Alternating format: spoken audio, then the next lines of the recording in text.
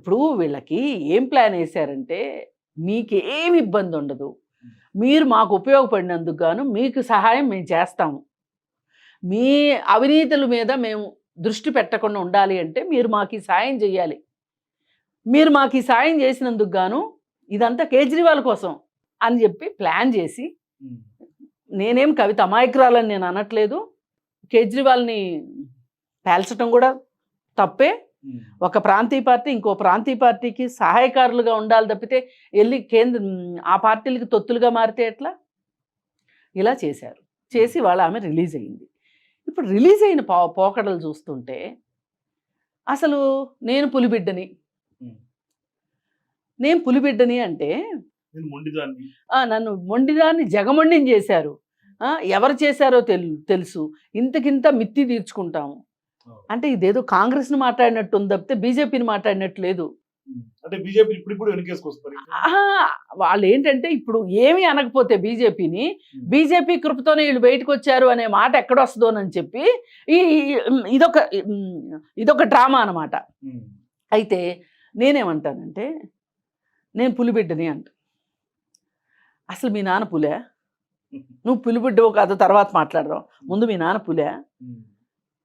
అసలు మనకు చిన్నప్పుడు ఆవు పులి కథ తెలుసు కదా. ఆవు వేటకెళ్ళి నేను బిడ్డకి పాలు ఇచ్చొస్తాను అని చెప్తుంది. మాట తప్పగా అని పులి అంటే, నేను మాట తప్పను అని వెళ్తుంది.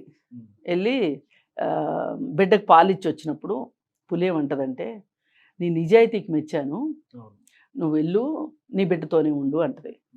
నేను దీన్ని ఎక్కడ రిలేట్ చేస్తానంటే, ఒకప్పుడు తెలంగాణ ఇస్తే కాంగ్రెస్లో విలీనం చేస్తానని ఈ పులి అన్నాడు. మరి పులి మాట నిలబెట్టుకున్నాడా? పులి మాట నిలబెట్టుకున్నాడా? ఆ కథలో పులి మాట నిలబెట్టుకుంది. ఆవు నిలబెట్టుకుంది. ఆవు నిలబెట్టుకున్నందుకు గాను పులి కూడా నజరానా ఇచ్చింది. మరి ఇప్పుడు నువ్వు చేసింది ఏంటి? నమ్మక ద్రోహం చేశావు.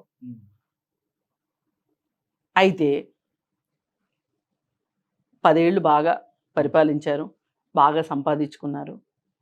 మీరు ఇప్పుడు బీజేపీలో ఏదో ఒక రోజు విలీనం అవటానికి మీరు సిద్ధపడుతున్నారు. అయిపోయింది ఇంకా గత్యంతరం లేని పరిస్థితి. ఈ గత్యంతరం లేక అంటే ఇదంతా మోడీ స్క్రిప్ట్ డైరెక్షను. అయితే ఇంత స్క్రిప్ట్ డైరెక్షన్ చేస్తుంటే ఈ పులులు ఏం చేస్తున్నాయి? మరి పులి అని చెప్తున్నారుగా, మీరే చెప్తున్నారు. మీరు పులి కాదు అని ఒకసారి నిరూపించుకున్నారు. మళ్ళీ ఇప్పుడు పులి అని మళ్ళీ మాట్లాడుతున్నారు. పులి కనీసం ఇప్పుడైనా నిలబెట్టుకోండి. ఇప్పుడు మీకు బీజేపీ కేసీఆర్ మౌనానికి ఇప్పటికి కూడా ఎందుకు అనేది ప్రజలకు అర్థం కానటువంటి విషయం. అర్థం కావక్కర్లేదండి. ఏమని మాట్లాడతారు? మూవ్లో భాగంగా పొలిటికల్ ఖచ్చితంగా వ్యూహాత్మక మౌనం ఇది వ్యూహాత్మక మౌనం. ఇప్పుడు బీజేపీ వాళ్ళు ఏమంటున్నారు? కేసీఆర్ను కాంగ్రెస్ ఒకటే అంటారు. అసలు ఏ నోటితో మాట్లాడుతున్నారో అర్థం కావట్లా. ఇప్పుడు ఒకటే అంటే జనాలు కూడా నమ్మే పరిస్థితి లేదు. జనాలే దేశవ్యాప్తంగా ఉన్నటువంటి భద్ర శత్రువుల్ని కాంగ్రెస్ బీజేపీ ఒకటే అంటే ఎవరైనా నమ్మే పరిస్థితి ఉంటుందా? అసలు పొద్దున్న లేస్తే వీళ్ళు వాళ్ళ మీద కేసులు, వీళ్ళ మీద కేసులు, ఈడీ రైడ్లు, సిబిఐ రైడ్లు, ఎక్కడ నమ్మే? ఇప్పుడు బీజేపీ వాళ్ళు అంటారు కాంగ్రెస్ అను కేసీఆర్ ఒకటే అంటారు. మళ్ళీ ఇలా 3 కుర్చీలు ఉన్నాయి, 2 కుర్చీలు ఏకం అవ్వాలి. ఓకే, నేనేం తప్పు పట్టను దానికి.